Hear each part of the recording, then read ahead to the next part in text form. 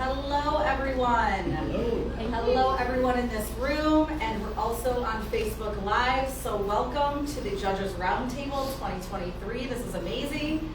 My name is Angie Evans with 95.3 CFX and Black Diamond Broadcasting, and I'm so excited to be leading you through today. I'm clearly not the professional, and I see Corby back there nodding his head. Yes, we know, she's not the creative one, but I can talk, so here we go. That you can. Yes. We're so excited, though, to celebrate the last 12 continuous years of Art Walk Central. This year we have 56 artists at 8 different venues throughout the Mount Pleasant area.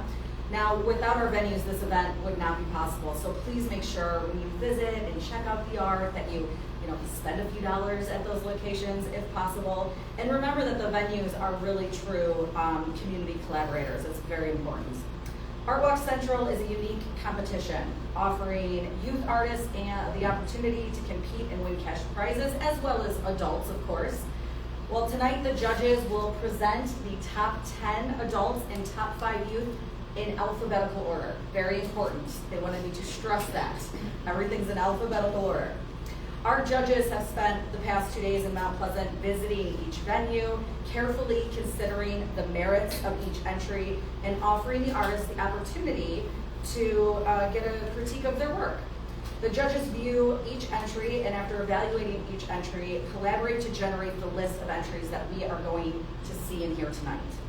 So let me introduce you to the important people in the room, our 2 judges. We've got Liz Erlewine from the Crooked Tree Art Center of Petoskey in Traverse City, and also Nicole Webb from Grand Valley State University. Welcome, welcome. Liz is the visual arts director and joined Crooked Tree in 2018. She curates, organizes, and designs the art exhibitions for both locations, and she oversees the studio art education classes, workshops, and programs for the Petoskey location. So welcome, welcome. Nicole is the collections manager and curator for content of the GVSU Art Gallery. Nicole also joined GVSU in 2018 and has more than 25,000 pieces of artwork in the university's collection of permanent art that she manages and indexes in a public database. Sounds simple. No problem. Thank you, Liz and Nicole, for spending the last 2 days with us. And without further ado, I'm going to hand it over to both of you to discuss the elements of each of the top contenders. And after the presentation, just so everyone knows, there's going to be time for a question and answer with Liz and Nicole. And I believe even on Facebook Live, you can ask those questions, and we will get those questions to our judges. So without further ado, I'm going to let you take over. Great, thank you very much. We just want to say a collective thank you to everyone here in Mount Pleasant, especially those of you in the room tonight. Big thank you to Jeff and Kim, Amy, and Emily for making us feel very welcome. I have not spent much time in Mount Pleasant, and it was delightful to spend a couple of days and get to see not only the wonderful community that you have here, but the support for artists and art in the community. So I think that says a lot when a city comes together to support art, and I think it's evident in the work that we were able to look at. And I just want to say, before we dig in and acknowledge the select few that we're able to acknowledge this evening, that it takes a lot to put your work out there, and especially in our conversations with artists today, it's just a really great reminder that art is something that we do for ourselves, but it's also something that we do for one another. And by putting your work out there and giving us the chance to experience it and consider it and think about it, it really brings it full circle, and it's a unique opportunity. So it was a great pleasure to get the opportunity to go through and look at this work, and I'm excited to share some more comments that we did. Yeah, and I would say, Angie, you just called us the important people in the room, and I'm going to turn that back around. It's all of the artists in the room on Facebook that participated, and also everyone here that's here to support the artists. They can't do their work without you too, and I think it's really special that we're all here to support these artists that we saw in Mount Pleasant. I too haven't spent a lot of time here. I feel like a lot of the artwork that we got to see really represents Mount Pleasant. I feel like I know it a lot better. I appreciate Mount Pleasant because of all the art that I got to see these past few days. So thank you Outreach, for everything that you've done. It's been a great couple of days, and I'm excited to share the top 5 and top 10. All right, so let's just take a moment to say thanks all. So I yet again, as we walk through this list of artists, they are sorted alphabetically. So it is not a ranking, it is simply the alphabet, which we are all familiar with. And we're going to begin with our youth award winners, or our recognized artists. And the first youth artist who we are recognizing this evening is Serenity Baldridge for Azalea Violet. This piece is on display at the University Art Gallery, and it was a real treat to get to see and really worth recognizing for a couple of reasons. When I usually go in to look at a show, I do a quick walkthrough. I just kind of take things in and get a kind of impulse kind of driven perspective on the show. And we knew that there was work shown between adults and youth in a shared space. And when Nicole and I then had to confer and kind of pay a little bit more attention to who created what, I said, that was a youth piece. So what I was really moved with in this piece is the attention to detail. If you get a chance to see this work in person, you're really going to get a chance to appreciate the dimensionality and the experimentation with materiality that is used to create the florals that you see on the screen here. What this told me is that this is an artist who is committed to a practice, who is curious, wants to explore and see what material can do and see what they can do with their art. And that is why I was really excited to recognize this piece. Agreed, and to kind of build on that, I think with Serenity, the manipulation of materials is really fun and interesting and unique, especially coming from a youth artist. And I think there are a lot of adults and youth artists that can learn from this, that paint doesn't always have to be on canvas. Paint looks beautiful on a canvas, but it can also be put through a cake design maker, which is fantastic. So Serenity and all of the youth artists listening to this, play with things. Play with materials, play with themes and thoughts and designs and stories, because this is what comes out of it, and I think that's fantastic.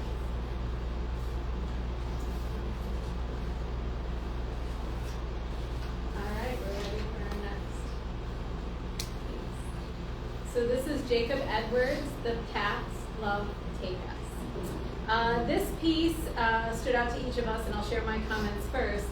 What I was really excited to see in this work was yet again a commitment. So that's something that I guess I look through, look for through all of the work that I'm exploring. I want to see that there's a consistent approach to the piece, that there's time spent, and it doesn't mean that a piece can't be created quickly, but that there's a real presence of mind and an engagement in this work. Because of the detail, because of the craft, because of the variety of line that was shown in the piece really resonated with me. I spent quite some time at Purdue University working in the galleries there, but I also taught, and I taught beginning design classes, and I looked at this piece and I said, this student would thrive in a freshman design class at Purdue University, and I thought, this really is an exceptional piece in that regard, and I'm excited to acknowledge it tonight. I think Jacob's piece was another one that we both felt really stood up as a youth piece against the rest of the adult art within the university gallery showing. It was another one I think we both walked up to assuming adult, and were really happy and surprised to see youth attached to it. I too would love to bring this piece to a Grand Valley drawing class and have them critique it without knowing age. I think would be really fun. I think Jacob did a really great job with line, color, and like she said, just commitment to putting that on the paper, and just very clean, very well done. I wish I had this attention to detail. It was great. And one more follow-up to this piece. I think what's really important to recognize as an emerging artist or someone getting used to showing your work in a public forum is how important context is. And when I say that, I mean the supplemental information that helps someone interpret a piece or consider a piece. One thing I really enjoyed about experiencing Art Walk was the opportunity to do those QR codes and find out a little bit more about the artwork and find out a little bit more about the artist. So when an artist shared a statement, when an artist shared supplemental artwork, when they sent me to their Instagram, I could see that there was really something going on here, and that was lovely to see in James' words. Okay. Anyway, our next piece is Nebula by Michael Franco. Yet again, a piece that's shown amongst a mixture of pieces by youth and adults. This piece, if you haven't seen it in person, is pretty phenomenal in scale. I should have written down the dimensions, I don't know, but it's as big as I am. So it was really wonderful to yet again see that commitment, right? When you decide that you're going to create a piece like that, you're going to work through it all the way, it really means a lot. The other thing that was really lovely to see about this piece beyond its scale was, once again, a manipulation of material. This is an acrylic painting, and you can see the artist building up layers, experimenting with that acrylic to see how they can mix and get different transitions and gradients with that paint, where they can splatter to get little different other star techniques to kind of convey the idea that the piece is supposed to communicate to us. And there's even evidence of underpainting. Who knows what ghost painting was under there, but those little details really help a piece become alive, and it was a real treat to see. Yeah, I think the thing that attracted me to this piece was the color. I think that those purples and pinks that are out there in space photography that we know are real translated on this is just, it was just beautifully, really nicely done. And same with the scale. Sometimes when I see small space photography or small space designs, it doesn't have that overwhelmingness that you get when you think about space, and this one does. Probably because it was taller than me, but I appreciated that, and I especially appreciated it coming from a youth that was ready to tackle something that large and big. I appreciate it. And I think that is a good point, just to talk about scale, not only in relation to the content that you're representing, but just scale in general as it relates to the physical form. When you walk through a gallery space, how often are you looking at something that's this nice little size? If you break that, make it really small, make it really big, it really stands out in a different way. And another disclaimer that a juror must always say is that we have a lot of objective ways that we are looking at these pieces, but we're always bringing subjectivity to it. So when we think about that context, our experience walking into that room, the context, the artwork around it is coloring all of that. So when you play with scale, it can really be an exciting thing to engage with. All right. Very good. Okay.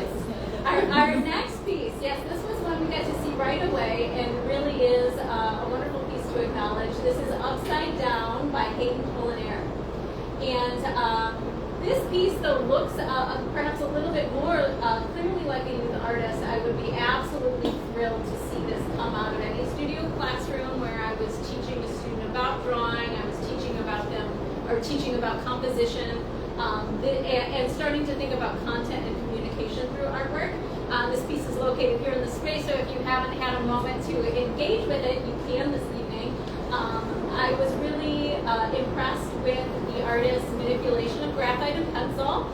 It can be a challenge to get a nice smooth gradation, and there really was a nice gradation of value and a big push of range in value. We can really see lights and darks. But what made it stand out and encouraged us to acknowledge it was its playful use of storytelling. I really think that this artist is communicating through the imagery that they chose to create, and that's something I'm always looking for in the work. And I'd say technique-wise, as small as those little buildings are, they're super recognizable. You can see the Eiffel Tower, you can see the Space Needle, which I think is at that scale, kind of almost the exact opposite of where we're talking about Nebula. To do something that recognizable, that small as a youth, I think it's great. And same thing, I think this one, I want to talk to Hayden about this story. It really made me want to know, what is being portrayed here? Where are these buildings going? What is coming up when these buildings go away? And I think that's what really intrigued me to this one, is the unknown. What's going on here? It made me want to talk to the artist. Yes, one more youth piece. And this piece is by Raina Wernick, and it's great on Broadway. This is one that I hope everyone will get a chance to walk over to the Convention and Visitors Bureau, maybe not right now, but when you're able to take a look at it if you haven't looked at it closely. This really encapsulates kind of everything that I'd be excited to see out of a youth artwork. And I say that because you can see a youthful voice in the imagery that's being included here. You can see attention to craft and skill, so we can see this rendering of color and light and shadow. But this art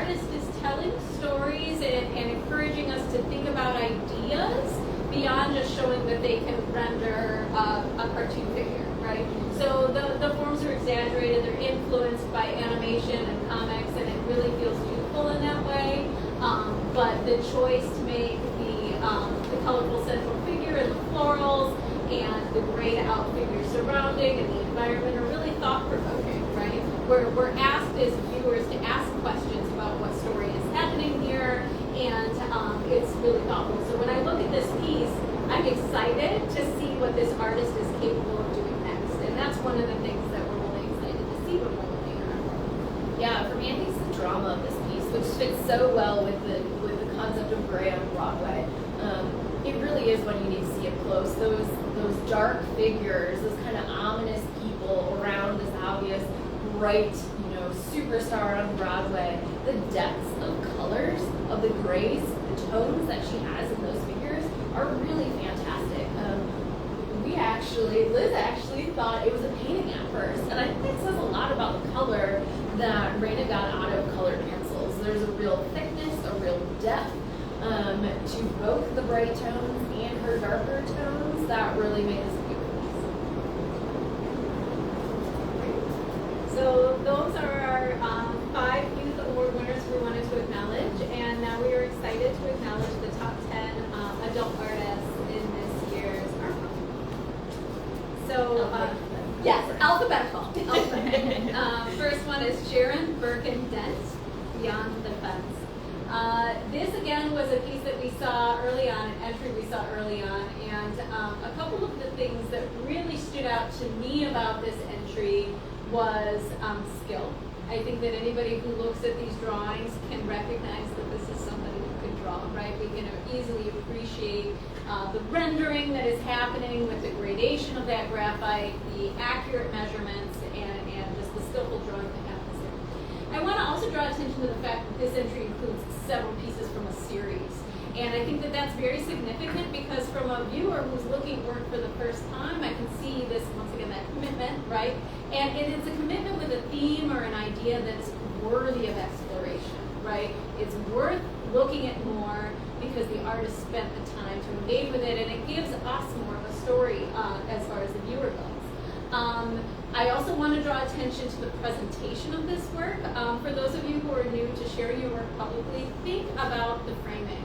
Think about the matting. Think about how you choose to present your work. Not everything requires a museum mat and a frame, but if it does, look at how you're choosing to do that and being consistent in that way. So when you appreciate Sharon Birkin-Dent's work, I think you can appreciate it for all those formal reasons. But the reason this artist made it to the top 10 for me, and I think so for people as well, is that when you look at those images, I challenge you to not find an animal in those pictures that resonates with you. It looks like portraits. These are portraits of farm animals. These are not just animals on farm. And that personality, that personal connection to the subject is what's shining through that work, and really was a pleasure to see. Yeah, I think you covered her work really well. I would say having that series, gosh, I really want to know where this farm is. I feel like I've been there through her images. I feel like I know these animals. Like you said, that personality that comes out of them. The details that she gets in the fur and the faces and the cat eye, I know Jeff and I talked about, are just really, really remarkable. And I feel like we got to know these animals that we will probably never meet in person because we don't know where they live. But we didn't need to. We got to do that through Sharon's work, and I think that's really special. The next alphabetically listed artist that we want to recognize is Skip Bleeker. This was a really exciting entry to see. There are so many things that can be done with ceramics, and what was exciting about this particular series to me was a reference to very traditional forms, to vessels, to volumes, to some very traditionally seen glaze techniques and surfaces. But what this artist did was flipped it all around, not only structurally, but flipped our mind around to reconsider what this volume and what this vessel might be. They're beautiful, they're inviting, and then you look at the top and you see, a suggested mouth with these sharp, pointy teeth. And it suggests it's something that's potentially threatening. It suggests it's something that is deeper or darker than what you initially considered. And that juxtaposition really makes it an exciting entry and something that I wanted to revisit over again. Yeah, I agree. I think there are two things that made me keep going back to this little trio of ceramic pieces. One was Skip's attention to detail on the surface. I don't think there's a photo out there that can do it justice.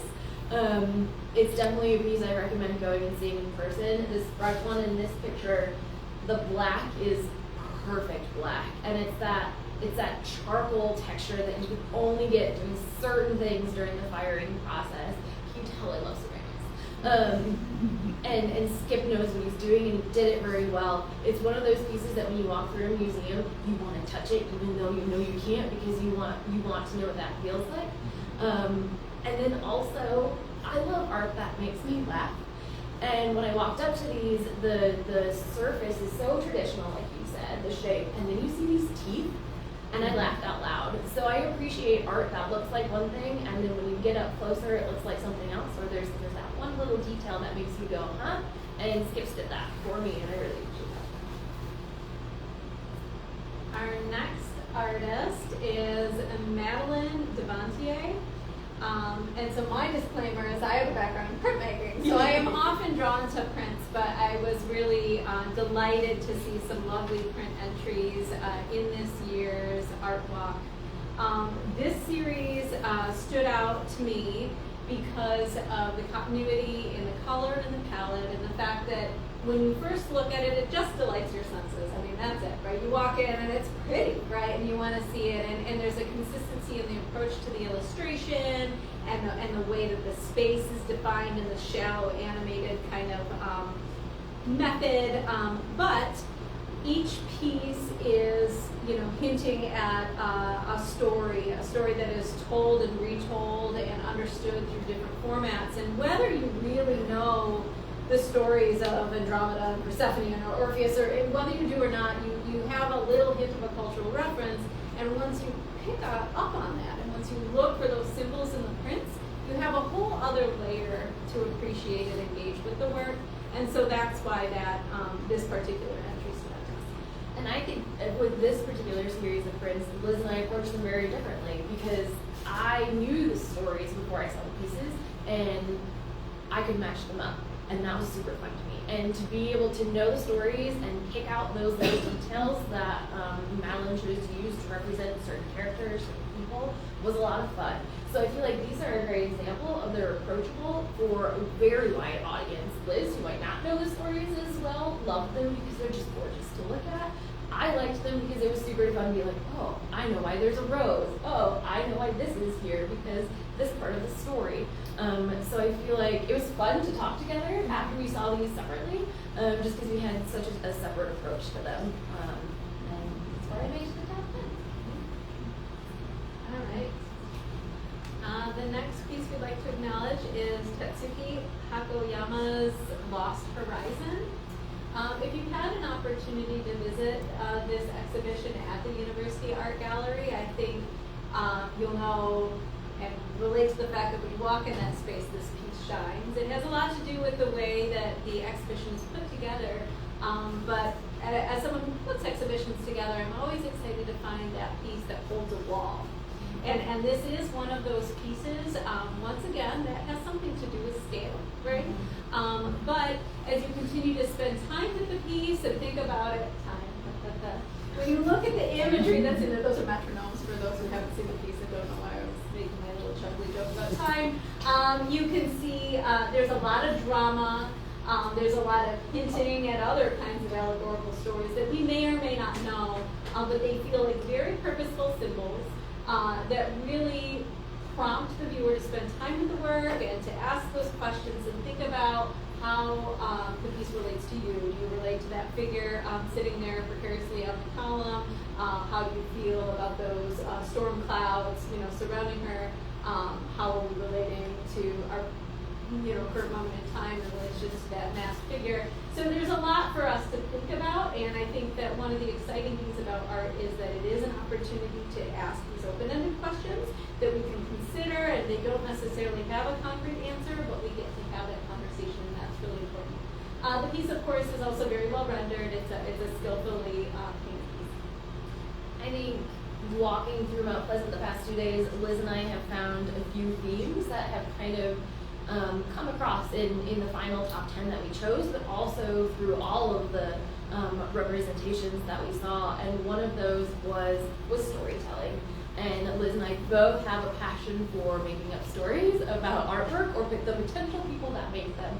And I think this one we both approached with different stories in our mind when we came to talk about it together. And I love that about art. Liz and I have different backgrounds. We've only known each other for 24 hours. So I think it's cool that we can see the same piece, have different connections to it, reflect on it in a different way. Liz brought up things that I hadn't seen. I brought up things Liz hadn't seen. And I think we kind of, changed and curved each other's perspectives once we got to talk about it together. And that's what art's supposed to do. You're supposed to be able to find yourself in it, but come together and chat about it with other people and see new things every time you look at it. And I think that this painting does it. And like you said, it's beautifully done. The paint is on that canvas in such a perfect, precise way. It does just, like you said, it stands on its own in that particular space very well.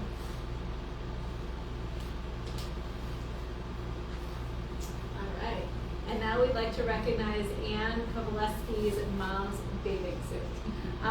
This piece was a true delight to find in the gallery. I hope that everyone gets a chance to engage with it. And I think it resonated with me for a number of reasons, not least of which was having just watched the Barbie movie, right? So I think that there is a lot of story, but in this case more of a history that informs the way that one might perceive this piece. It's funny, right? It is humorous. There's an aesthetic to it that is casual and informal and a little bit awkward, and who wants to see their mom in a bathing suit, and everything about it is curious. It's really skillfully crafted. I really appreciated the quilting nature of it. I love the quality of this artist's illustrations, the way that she builds faces that are humorous but beautiful and really curious to me. I liked the incorporation of the text in the piece, and I thought that it felt extremely relevant, as you can see by the choice of putting that year right there on that quilted form. And another theme that came up quite a bit while Nicole and I were looking at the work was this relationship between artistic media and hierarchies of art and art versus craft. There are a number of pieces that are traditionally maybe associated with craft disciplines. Quilting, of course, is one of those. And Anne is not the first to elevate quilting into a high art context, but this is an example that was done, extremely well. And it connects to a history of quote unquote women's work. It connects to a history of female empowerment, and the imagery and the story itself is right there. And so I thought it was a really effective piece. Agreed. And I think one thing I love when communities come together to show off art is the different levels of how approachable art is. So that last painting that we saw, not everybody might appreciate that, or know how to talk about it, know even what they're looking at when it comes to paint on a canvas. With Anne's work, we're surrounded by fabric on a daily basis. We're all clothed right now, even if you can't see something. So we're familiar with fabric. And the way that Anne manipulates that to tell a story about her family from a very kind of feminist point of view, I really appreciated. I think Anne also had a really great artist statement. It was a pleasure to kind of read her story behind this piece and get some personal family details of why she went this route with her mom's bathing suit.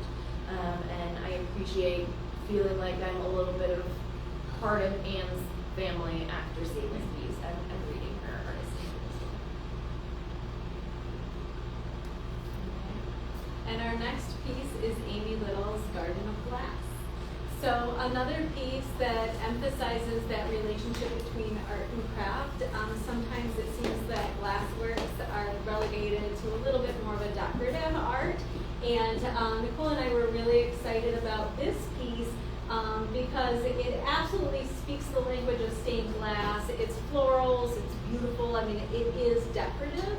But what was exciting to see was this artist really exploring with form. So if you see this work in person, it's a little harder to see in the digital representation here. But the glass is varied in texture, it's varied in thickness. There's a lot of organic quality that is brought into the finished object because of the irregular broken pieces of glass that are integrated. It was lovely to see the variegated edge of the piece and the way that it hangs. So it really just felt like a nice exploration of form that really just kind of hit the nail on the head. I feel like light is something that artists have played with throughout time. I mean, there's famous artists that have learned how to capture light. And I feel like light and stained glass go hand in hand, right? It's literally transparent, and that's what makes it colorful. But I think what's different about Amy's is it's not solid. When you think of like church window stained glasses, there's no holes. You still get that light through the stained glass, but all of this light blue in the digital image, that's nothing. That's negative space. So it's almost like I keep thinking of a photograph through glass or through grass, and you see that light coming through. Amy's able to do that in both the negative and the positive spaces of this particular stained glass piece, and I love that. I love that something that already plays with light is elevating it to a different level. Again, I love highlighting something that's usually considered more craft than fine art, and I think Amy definitely brought that to the next level. We really enjoyed this little piece. All right, do we really make it to the end? Okay. This is Zachary Mottman's Mother Nature's Morning Regalia. This piece is located at the co-op, and it did take us a minute to look around the co-op to see where it was, but it is definitely worth the hunt. So if you have not gone to see this piece in person, I strongly encourage you to do so. We were really moved by this piece for a number of reasons, not least of which was the frame as it relates to the work. So this is one reason why it is important to go see this piece in person. It's a decorative constructed frame that relates sculpturally to the imagery that you see in the piece. And that kind of level of finish and detail is really wonderful to see. Sometimes when we're working in two-dimensional imagery, we're always thinking of that image we create, we're forgetting that we're creating an object. And this is an object that exists in space. And that attention to thinking about the piece in that way was really delightful. In addition to that, there was an aesthetic to this work that stood out, I think, compared to a lot of the other pieces that were on display. And I think it recognizes a real unique aesthetic that has been around for decades that really is interested in illustration and tattoos and cartoons and all of this to form really thought-provoking images that are really curious. And I'll let you talk about that. Yeah. So I think it's really fun that Amy and Zachary are alphabetical one before the other, because Amy gave us this piece about nature that was what you expect. Bright colors, bright red flowers and green leaves. And then Zachary's piece, 100% about nature, is tones of grays and yellows, but you still know exactly what it is. And that texture of the beehive that he got, it almost looks like he painted with honey. It doesn't come across digitally very well, but there's like a silky, waxy quality to how he treated the paint. That's really nice. And I think the ability to get nature across in an almost black and white painting is pretty impressive. And I almost think that's why we missed it in the co-op. It fits so well, you know, a piece about nature in the co-op. It should just live there, I think. Just the texture of the surface as well as the illusion of texture in it is just really, really nice. So, yeah.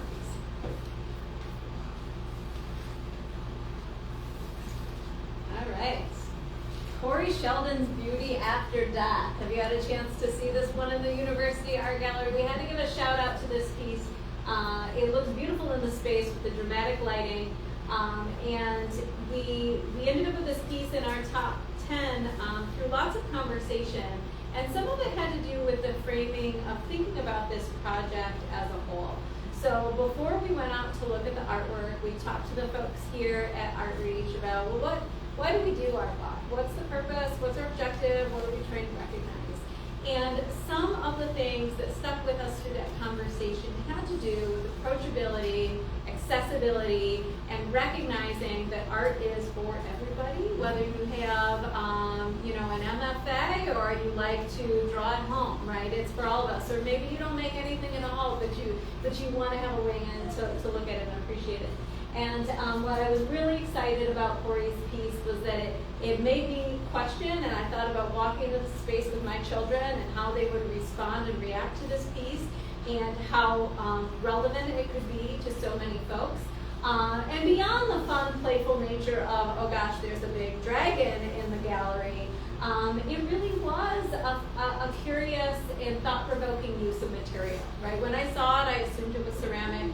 When I got closer, I could recognize that it was not. And then you see that they are truly bones that are being used, and the idea of just found objects transforming into something else, cow bones becoming this dragon, and the relationship between the mythical creature and the real creature. There are layers to this piece that I think really encourage viewers of all kind of levels to kind of engage with, and I was excited to see it in the gallery. I remember when we were visiting the University Gallery and we decided to talk about this piece together, you asked me, I don't even remember, let's talk about the dragon, and I just giggled, because how can you not? It's a dragon that's taller than me in this gallery space, and the way that it's positioned is, it just kind of, you want it to wrap itself around you, you want it to be this pet dragon. I think when we read the artist statement and realized it was cowbone, I immediately had a connection to my childhood of, walking through the woods or taking a walk in rural Michigan and finding a bone, and you want it to be a dinosaur, right? That's what all kids want, found bones to be a dinosaur or a dragon. And Corey made that happen for me somehow, because it's always a cowbone, right? And I love that. I love that. It's super playful. Yes, it's bone. It's a little bit creepy, but I think that creepy art is fun. It makes you think. It made me think about my childhood, and it just made me giggle. So here we are. The next artist we'd like to acknowledge is Rachel Smith with her piece Eye Spots. This is another piece that's here in this gallery, and one that caught my eye right away. I think this is a really thought-provoking piece. It's skillfully done. There's a lot of detail and layering in those prints. These are silk screens that are then carefully cut out, lots of little intricate detail, and then placed within a frame as if to be, found an insect in an insect collection. The eye spots are unsettling, to say the least, but they're beautiful. And I really enjoyed the possibilities that I found when I looked at this piece. What it did was it made me want to know more about this artist, and it made me want to see more by this artist. And these pieces, stood alone on their own as well. Nicole and I had some wonderful conversations about, what if she did this, and what if she did that, and we look at it like that. And, again, it's really helpful as a reviewer to have some information about artists and about what they're thinking about, and thinking about Rachel with what she shared about where she is in her creative practice, and just so excited to see what comes next. Agreed. I think you hit the nail on the head for me. One thing that really attracted me to Rachel's work is I want to see more. I want drawers of these butterflies. I want cabinets of these butterflies, and see the different details and the different ways Rachel might manipulate them to look like other insects or other butterflies. I think you could put one of these in a natural history collection and people would look twice. It's hard to tell, but the little antennas are actually fuzzy looking. The wings have a transparent quality to them, even though they're paper. They're solid, and overall, I think it's just a well done silk screen. The quality of the colors that she got, the quality of the lines. Manipulating paper is not easy, so to be able to take the silk screens she made and make them something 3D that looks real is just talent and skill, and I really appreciate being able to see that today. I think it was exciting to have it here and to be able to walk past it a couple times. All right, and now we'd like to recognize Jessica Warner-Hogg for her community art.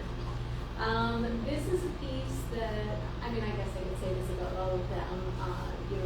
An image on a digital screen is not going to tell the full story, but there are a lot of details in this particular piece that could only be perceived in person, so I hope you get a chance to see it. One of the things, or a couple of the things that we were really drawn to with this work was the sensitivity to surface. So there's a lot of manipulation in those muted blues and grays and golds that looks to be built through sensitive layering that really showed some mastery of paint. But I think that what ultimately kind of encouraged this piece to the top 10 was the sensitivity to the themes and what we were able to read emotionally into the work. So, what you can see in person that perhaps you can't see in this digital image is, of course, the rendering of the heart. There's a grid-like structure that suggests a community and a map. But what you can't really perceive are names that are written and printed on the surface of the form. And so you have some opportunities to get a little bit more into the story here. We happen to be in the gallery at a time where we heard some about the story, but I don't want to go into specifics. I want to just take a moment for us to think about the beauty of art for us to interpret in different ways, right? Does it matter if you can read what those names are or who they are? I don't know. Does it matter that the names are there? Probably. Does it matter if you can recognize what community that is? Again, probably doesn't matter, right? We recognize that as a map, and we recognize the symbolism of the heart. And the idea of layering that emotional connection with community connection is just beautiful and felt really relevant to the objectives of this whole project. Liz and I selected the top 10 and top 5 yesterday, and then had a pleasure of talking to some of the artists for critiques today, and I had the opportunity to spend some time with Jessica, and this is a very personal piece for her, and no pun intended, but she put her heart and soul into this piece, and I feel like had we not seen Jessica yesterday, or had I not spoken to her today, we didn't need that. That personal passion for both the storytelling Jessica's doing, but also the physical passion of making artwork came through with those very fine details of the texture that she puts into her paint and into her surfaces, her frames. You can tell Jessica is passionate about what she does.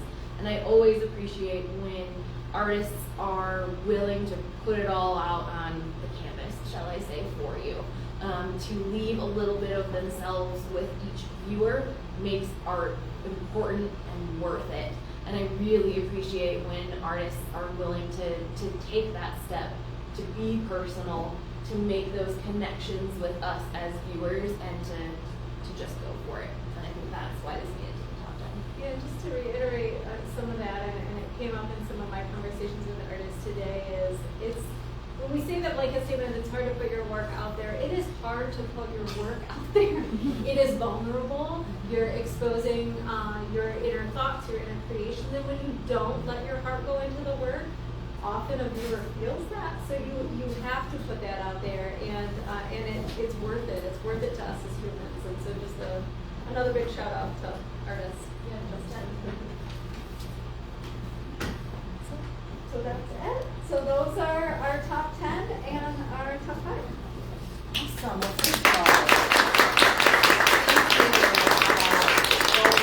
you. Liz and Nicole, thank you so much for taking the time and really looking at each piece. These that you explained to us, and I know how hard you looked at all of the pieces, and to be searching in some cases for some of the pieces you needed to find. We appreciate that as well, but really thank you for taking that time. It's so interesting to me to hear from professional artists and professionals in the industry, to hear their view and know my view, and see it as something different. So I hope everyone gets a chance to look at all these pieces and more. But now, if we have any questions for our judges, we'll take those now from anyone in the room or on Facebook Live as well. Does anyone have any questions in the room? To answer every single thing for you, come on Facebook Live. We haven't got anything on Facebook Live. Yes, please. Every year when we do the Judges Roundtable, I love to hear how did the two of you narrow down your 5 and your 10? What was your process for coming up with the final selections? I mean, the truth is we don't see things, I guess, all that differently. I mean, that was a relief to see. I juried a number of shows, sometimes collectively, sometimes individually. For us, there were too many things that we were battling over. The process, and expand on this if I'm missing, but we experienced everything individually on our own. We went to the spaces together, but we took our own time to proceed the work and kind of make note of what resonated with us and things of that nature, and then we get together and say, okay, so what did you see? What stayed with you, and kind of bounce back and forth, but we didn't find that we were, one of us was over here and one was over there. No. I briefly mentioned it, but I also think as we were walking around, not just through the top 10, but through everything that we saw, we did see some themes come out that both Liz and I were attracted to, and we saw certain pieces that elevated those things, like elevating craft into fine art, manipulation of materials into something that they might not normally be seen as, and then I think just plain out passion, and just artists willing to put it out there for us to see. So I think we saw some trends and we saw some themes, and we wanted to make sure that we had pieces that showed those off. And those were just us generated through our conversations. They weren't necessarily something through outreach or anything. It's just themes that we saw being presented by Mount Pleasant and Mid-Michigan artists. I will say that one criterion, I mentioned it I think a little earlier, was thinking about what recognition does for somebody, right? Who do you want to make sure you pause and say, hey, I saw this, this resonated with me, and what that can do, and you want to do that to everybody because it can make a difference in ways that you have no idea. But there were certain pieces that even if they weren't maybe the most skillful or the most polished, but they had that heart, they had that potential, they had that, what's next? That seemed to be something that really resonated with us, and that's harder to be really specific or concrete about, but it was the, okay, hey, I want to see what's next. And I hope this doesn't make us sound like it was easy, because it wasn't. Maybe we didn't duke it out by any means, but it was hard, to narrow 50 plus pieces down to 10. Even the 8 or 9 youth pieces to the top 5, that was hard. Like, who do you leave out, And a lot of the times we looked at artists who we thought a little push would get them to that next step. Sometimes it was an artist who we thought leaving some comments behind, giving them a position within the top 10 would make sure they kept going, especially with the youth. Making sure that we see you, keep doing it. And, I think we were both really thoughtful with how we approached it and revisited works multiple times. That first go around might be an impulse, but beyond that, you spend time and you think and go back and forth. So it's just a lot of back and forth. For sure, thought it was gonna be like arm wrestle for the top. The top. No, thank you so much. Are there any other questions for our amazing judges? Thank you so much. We really, really appreciate it. And thank you all for coming and watching the Judges Roundtable. Remember the People's Choice voting. This is my go eat all. So I'm glad I saw this first, really, because I can kind of get an idea. But this is my week of going all over in Michigan and checking out myself. That People's Choice ends exactly, correct, Jeff? Exactly at 5 p.m. on Thursday, this next Thursday, so the 17th. So if you need to get activated tonight, see one of the staff at the end of this event. Remember to check out the remainder of the events for the month as well for August, including Kids and Culture that's coming up this Saturday from 10 to noon, What It's Worth, and I love this What It's Worth event. This is on Tuesday, August 15th, and then the Art Walk Central closing ceremony on Saturday the 19th as well. So thank you, Liz and Nicole, and thank you so much. I can't say enough about Art Walk Central and what Outreach does the staff at Outreach. You make this such an outstanding, cool thing for our community. And as someone who is never going to be in the top 10 because I'm not the artist, I really enjoy it. I enjoy looking at these pieces and seeing this just creative outlet for all of our amazing artists. So thank you so much. Thank you for joining us at the Judges Roundtable. And thank you, judges, as well, of course, Outreach in Mid-Michigan for all that you do for our community day in, day out. We really appreciate it, and thank you.